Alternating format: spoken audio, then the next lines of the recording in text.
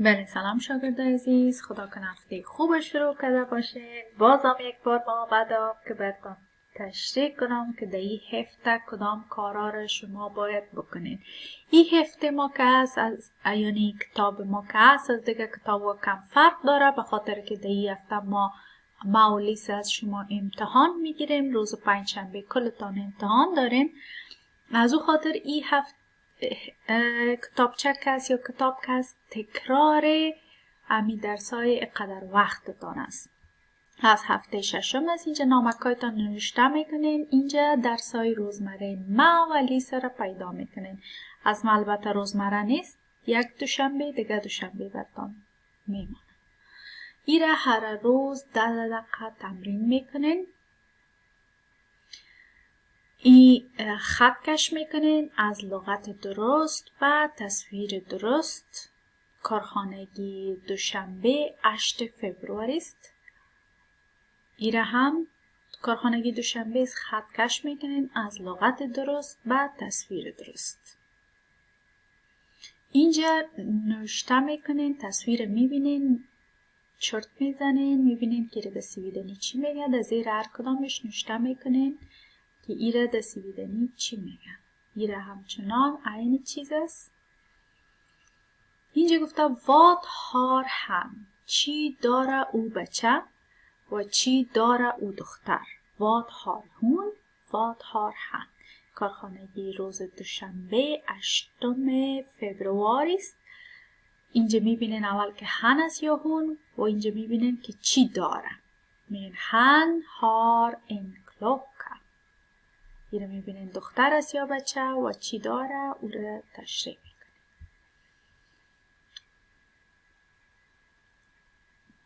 این هم عین چیز است. کارخانگی روز دوشنبه است. han har inte، ای دیش inte اضافه شده. او بالای ای داشت، او داشت 1 ساعت. دی نوشته میکنین او نداره 1 ساعت، او نداره 1 قلم، او نداره 1 کتابچه. نداره را دیش اضافه میکنین inte. اینجا اول میبینین که han است یا hun. اینجا میبینین که چی نداره، ساعت نداره. نوشته میکنین hun چون یک زن است. har inte وقتر چلی پا زده شده. en klocka.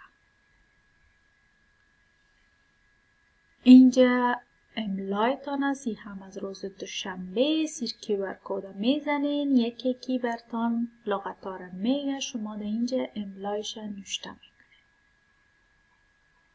کارخانگی روز سه‌شنبه از این قسمت شروع میشه که 9 فبروری است. Dra ett streck från ordet till rätt bild. میگه خط کش کنین از لغت درست و تصویر درست. و اینجا چی میکنین؟ اینجا گفته skriv. اینجا تصویر میبینین. در اینجا با سویدنی نوشته میکنین که ایره چی میگه. این هم است و این چیز. و در اینجا چیز؟ هم کارخانگی سه‌شنبه 9 فبروری است. vad gör de، چی میکنن آنها. نوشته میکنین hon skriver. ما براتون گفتیم وقتی که یور آمد کردن میگه. کردن یک کار باید جوابش باشه. یعنی در فعلا میتونین جواب بدین. hon میبینین دختر است یا بچه. skriver مثلا این 2 نفر است. دوم چی میکنن؟ نوشته میکنین. این هم کارخانگی روز سه‌شنبه 9 فبروری است. گفته که lyssna och läs. اول گوش میکنین تکست از درباره نوریه. بعد از خوب گوش کردین کوشش میکنین خودتان بخونین و صداقتتان ثبت کرده و معلومتان روان کنین. اینجا گفته که نوریه frågor. گفته lyssna på frågorna, läs frågorna, skriv svar. میگه اول گوش کنین و سوالا اینجا میزنین. سوالا دانه دانه گوش میکنین. بعد از او کوشش میکنین بخوانینش و در آخر جوابایش نوشته کنین. گفته vad gör نوریه، چی میکنه نوریه. اینجا نوشته میکنین کدام کارا را میکنه. Vad gör du i skolan? تو چی میکنی در مکتب؟ متوجه باشین که جواباش که فعل جواب داده میشه. skriver, läser, pratar. این چیزا. این روز سه‌شنبه را املایش است. دیره میزنین. املا برتان میگه و دی خطایی که نوشته میکنه. اینجا گفته یک شبانه روز یک روز است و یک شب است که 24 ساعت میشه. اینجا QR کد داره براتون تشریح میکنه که از 6 صبح تا 10 صبح میگه på morgonen, از 10 صبح تا 12 چاشت میگه på förmiddagen, از 12 چاشت تا 17 یا 5 بجه میگه på eftermiddagen, از 5 بجه تا 23 بجه میگه på kvällen در شام و از 23 بجه تا 6 بجه صبح یا 11 بجه تا 6 صبح میگه på natten در شب. این هم کارخانگی روز چهارشنبه. سه‌شنبه را خلاص کردین. این چهارشنبه شروع میشه. 2 فبرواری. vad gör de؟ چی میکنن آنها؟ lyssnar, går, sitter. هر کدامش که در نظرتان صحیح می اول القیش میکنین، بعد از اون نشته میکنین، میبینین که هنس یا هون در اینجا نشته میکنین، باز او فعلم کتش. این هم کارخانگی روز چهارشنبه است. vad gör de؟ چی میکنن آنها؟ اول میبینین که دختر است یا بچه، بعد از اون کارش میبینین که کدام کار میکنن، اینجا نشتیش میکنین.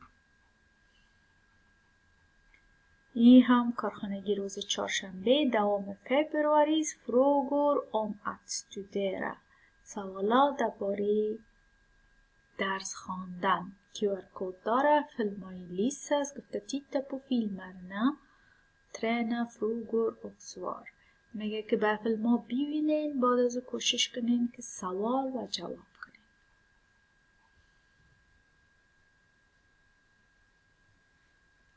در اینجا گفته lyssna på frågor, läs frågor, skriv svar. میگه اول گوش کنین به سوالا، بعد از کوشش کنین سوالا را بخوانین، در آخر جواب بدین. vad studerar du؟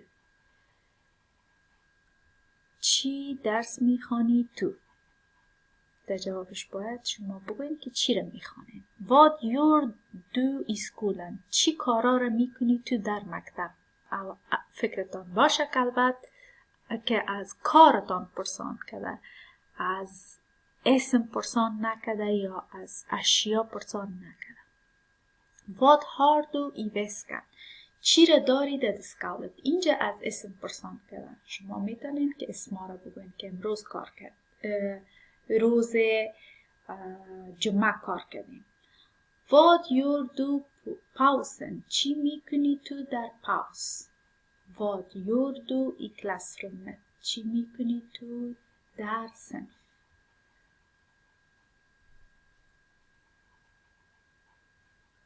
تکرار شد؟ خب این واد بود، ایش وار است، متوجه باشید. گفته lyssna på frågor، بشنوین به سوالا. läs frågorna، بعد از او بخوانینش و داخل جوابش نوشته کنین. var studerar du؟ در کجا درس میخوانی؟ var studerar du hemma؟ در کجای خانه درس میخوانی؟ در اتاق نشیمن، در اتاق خواب، کجا؟ var läser du hemma؟ در کجا میخوانی یک مطلب، مثلا اخبار، یا در اتاق نشیمن سر چوکی شیشته یک اخبار آدم میگیره میخوانه. var har du paus؟ میگه در کجا تو پاوز داری؟ در خانه، در کدام قسمتش پاوز که میگیری چی میکنی مثلا. خب این کارخانه توشتاک 11 فبرواری است. ایره شما درباره خود گپ میزنین. frågor om skolan. کوشش میکنین که ایره پیش رویتان مانده دانه دانه سوالا رو جواب بدین که چی وقت مکتبتان شروع میشه، چی رو در مکتب میخوانین، مکتبتان در کجا است، چی وقت شروع میشه، چی وقت ختم میشه، کدام روزا رو درس میخوانی، کدام روزا رو نمیخوانی، چی وقت پاوز یا تفریح دارین، در پاوز کدام کارا را میکنین و در صنفتان چی موجود است، در دستگاهتان چی موجود است، در مکتب کدام کارا را میکنین، معلمتان چی است و خلاص. می گپا را میزنین، ضرور نیست که کلش جواب بدین، اما قدر که میتونین شما طرفی تصویر دیده صدایتان را ثبت کرده و به معلم روان کنین. البته یادتان نره که کلش به سویدنی میگین. اینجا شما نوشته میکنین، گفته نوشته کنین که چند ساعت. اینجا رو میبینین ساعت، بعد از او نوشته میکنین که ساعت چند است. این هم کارخانگی روز پنجشنبه است. نر باریر دو سکولن. چی وقت تو شروع میکنی؟ مکتبه. اینجا جوابش نوشته میکنی. چی وقت مکتب شروع میکنی؟ چی وقت مکتب خلاص میکنی؟ نوشته میکنی. نر استودیر دو. چی وقت درس میخوانی؟ نر فکر دو. چی وقت چای مینوشی؟ نر هار دو پاوز. چی وقت پاوز داری؟ نر اوکر دو تیل سکولن. چی وقت تو سواری میکنی بس تا مکتب. ای هم مین داگ یعنی روز ما ایره میمانه پیش رویتان گپ میزنین. شما صبح که میخیزین کدام کارا را میکنین، در پیش از چاشت کدام کارا را، در چاشت کدام کارا میکنین، بعد از چاشت، در شام و در شب. کارایتان یکی نام گرفته، سوابقایتان ثبت کرده با معلمتان روان. و در اینجا کار خانگی روز پنجشنبه از 11 فوریه املاست. یکی برتان املا میگه و شما در این قسمت ها نوشتش میکنید. کار خانگیتان هم قدر بود، خدا کنه فهمیده باشین. بازم اگر سوال برتان پیدا میشه میتونین در واتساپ با ما با تماس شوید. روز خوب داشته باشین. خدا حافظ.